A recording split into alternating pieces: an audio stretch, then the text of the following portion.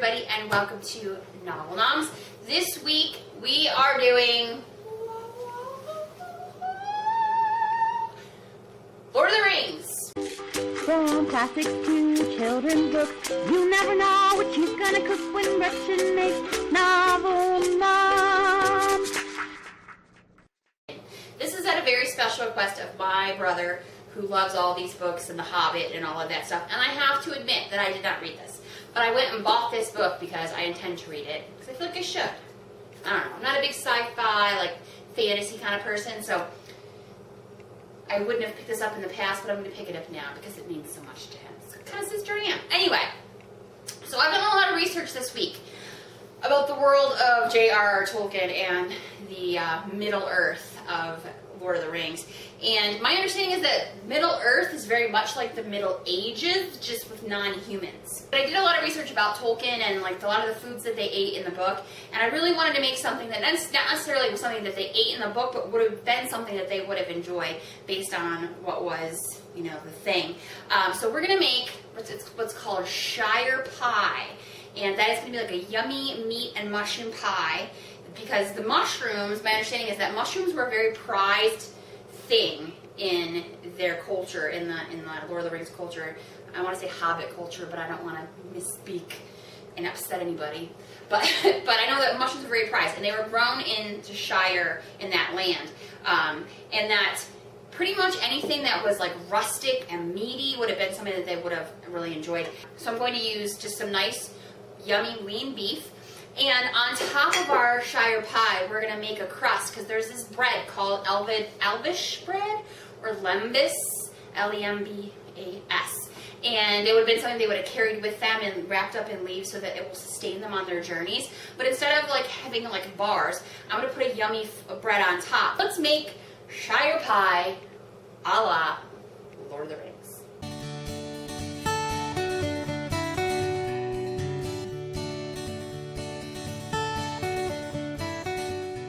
This is actually the kind of cooking that I really enjoy because it's rustic, it's not fancy pants, simple whole foods, nothing, you know, just too conflagrated.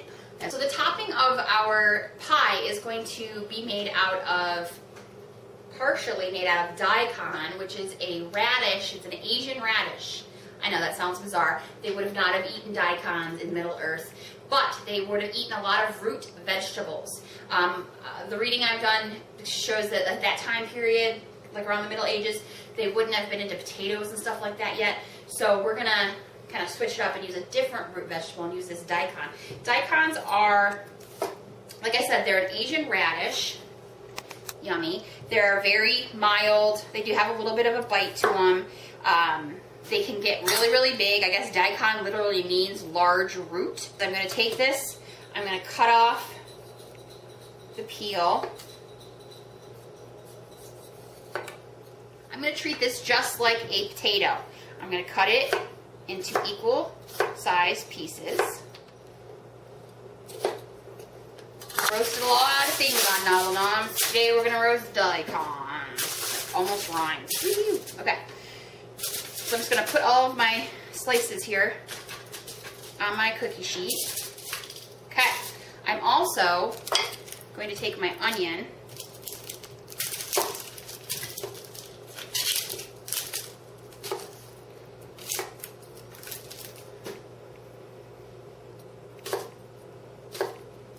Really big pieces. I'm just going to stick those on there because we're going to roast some onions. So tiny. I'm going to make a little nest. Take my garlic. I've got about 4 or 5 cloves. You can put as much as you want. I gather those together. I'm putting them in my little nest here because I don't want them to burn. Handy dandy oil dropper here. Just going to drizzle some oil on everything. Oil on there. I'm just going to sprinkle it with salt. And sprinkle it with pepper. Get it nice and seasoned. I've already got my oven preheated on broil, and I'm just going to stick this in there until they start to brown. Just have the main filling for the pie. Cut up an onion. I'm going to dice up just a yellow cooking onion.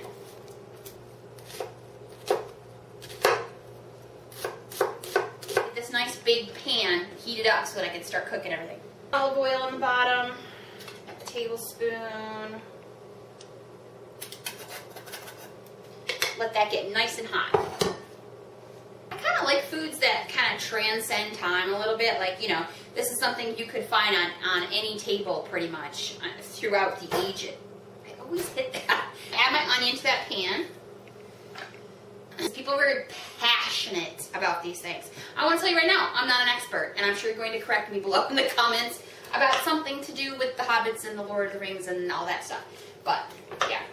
And you know, as I was reading through like some of the descriptions of the time and the characters and everything, one of the characters that really stood out to me was Rosie, who I understand she became a wife and a mother, and she had like 12 kids and all this, and what she enjoyed most was cooking, and you know, she liked simple peasant type dishes. This would have been right up her alley. Me and Rosie. Twinsies. Well, those onions are starting to cook down a little bit. I'm going to take my mushrooms. All I have are white mushrooms, regular old mushrooms. You can use creminis. You can use whatever mushrooms you like. Usually the darker they are, the meatier they are. So I'm just going to take a wet paper towel and just wipe the dirt off my mushrooms. If you do want to do vegetarian, I would just add more mushrooms. Really, because it's the only thing that we're going to add to this that is meat. So we're going to get all these cleaned up. My onions are starting to brown. So I'm going to add in some lean beef. You could use ground beef if that's what you prefer, whatever is most economical for your family. You could use a pork if you want to use a pork. I'm just going to mix that, get it coated in the onions, and then I'm just going to make one layer across the bottom so that there's no meat on top of itself. And I'm going to let that brown on one side, and in a minute I'm going to flip it over. I'm going to add just a little bit of pepper to my meat, add a little just pinch of celery salt. I'm going to start to chop my mushrooms, and we're just going to rough chop this. They do not have to be pretty. You want them to be pretty and just perfectly the same. That's completely up to you. I doubt the hobbits and the folks of Middle Earth would have had such sharp knives. They probably would have just torn them apart with their hands. I think it's cool that mushrooms were so valuable. They're so good and yummy. And they're filling too, which probably would have been a good thing, you know, between times when you could get a lot of meat. Mushrooms would really kind of tie you over. And I've got my meat, and I'm just going to take my spatula and kind of just turn it a little bit. Turn that pink side down. A lot of the actually seasonings, I loved this when I found this on the website that I'll reference down below so you can see what I was looking at. Referenced basics, herbs and spices, sage, thyme, rosemary, all that stuff. So I'm going to put some sage, add some sage to my meat, some thyme. Thyme is fantastic with beef and mushrooms. And a little bit of tarragon, my new favorite thing. Get all that kind of mixed up in there. And now just add in a little bit of Worcestershire sauce, which I can never pronounce correctly. A few tablespoons of that. That's going to give it a deep, meaty flavor.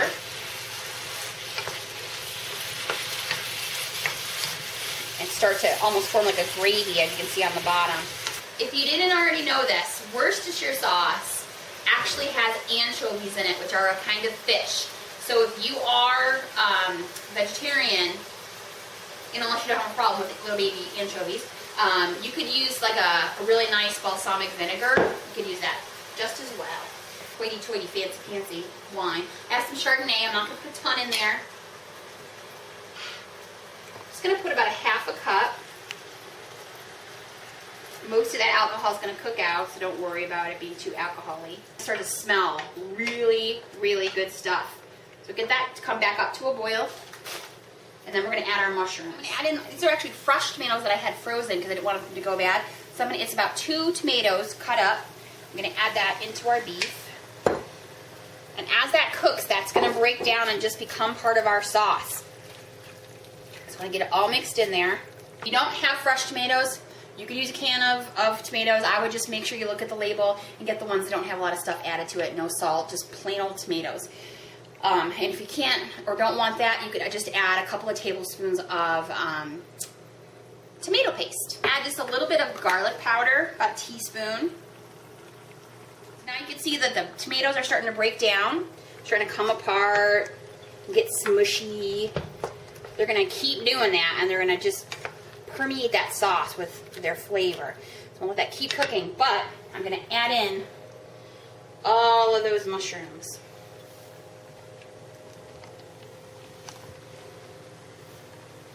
Seems like a whole lot, but they are going to cook down, and they're just going to absorb all of that yummy juice that you've got going on. So I'm just going to mix it up real good. I'm just going to add probably about a quarter cup to a half cup, depending on. I want it to come up and not completely cover the mushrooms, but to just give a little bit more broth. I added some water. You could add stock. You could add chicken stock, veggie stock, beef stock. I'm going to cover it and just let it cook for about 20 to 30 minutes until the beef is more tender and the mushrooms have all absorbed. Woo! I'm going to take out all those roasted veggies. Alright, onions, my daikon, and the garlic. Okay, I have a new toy, thanks to my mother. It's called the Ninja. And I'm going to take all of those roasted veggies and I'm going to put those in my Ninja, my whatever blender you have. About 3 tablespoons of butter or margarine, whatever you prefer. About a half a cup of milk. An egg. A little bit of salt. And pepper.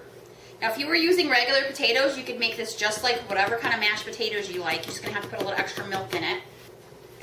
Now, this is not the same texture, which is why we're going to do something a little special to it. I'm going to add about a half a cup of cornmeal.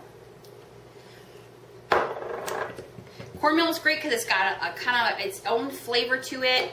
It's going to add flavor without adding a lot of extra calories. And you just want to make sure if you're doing it for gluten-free purposes that you look on the label because not all cornmeal is gluten-free. To add to it, to kind of help it stay together, I'm going to add some fresh Parmesan cheese. If all you have is the green can that everybody's always familiar with, you can use that. But I'm always saying that fresher is about 3/4 of a cup of fresh grated Parmesan cheese. Put that in my mixture here. And you could use Pecorino, Romano, all of those aged cheeses. Heck, you could use Colby Swiss or whatever if you wanted. I'm just going to mix this up again. As soon as my other mixture is ready to go, we're going to pour it on top and we're going to bake it. So what I'm going to do is add to it what's called a slurry. It's just a little bit of cold water and some cornstarch. And I'm going to add that to my mixture. And it's going to thicken it up immediately. It's going to become like a really nice gravy. So I'm going to let it boil. Mixture, and I'm going to put it into the bottom of my casserole dish.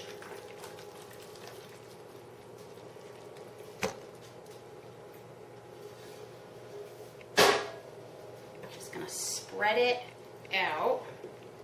Make sure that there's meat in every nook and cranny. This really would be great on its own. You could put it over noodles, over rice. It would be delicious. Okay, now for the topping, we're going to put that mixture that we made, and we're going to spoon it right over the top. It doesn't have to be perfect. It doesn't have to be pretty. You want it to cover as much as possible. The egg and the cornmeal and the milk and all that in there, it's going to thicken up, get tougher, just like us.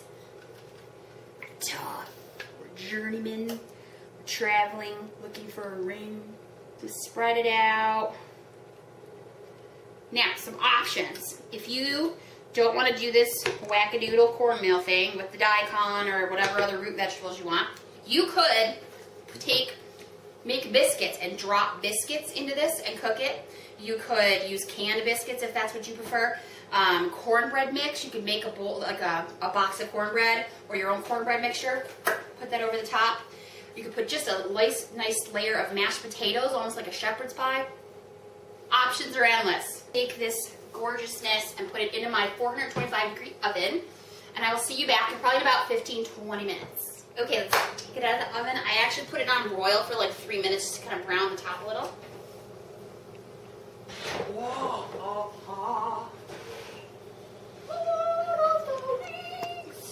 Holy crizzap. Now, the juice kind of bubbled up, but you can see how it's brown. We've got a nice crisp on that crust on top. It's rustic. It's Shire pie. Cut a piece of this. There's a lot of talk about food and herbs and all kinds of stuff in those books, which makes me want to read it that much more. So that bread on top, which I'm calling on my pseudo lembas bread, is crispy and it fluffed up a little bit, but it's also got that little bit of density, so it's going to be hearty and delicious. I'm going to get a little bit of meat, a little bit of bread, a little bit of mushroom.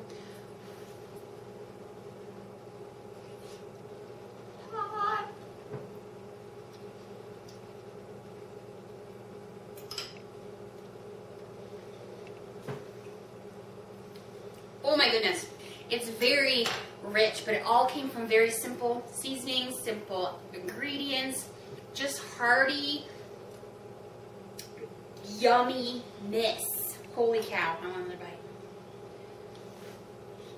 bite.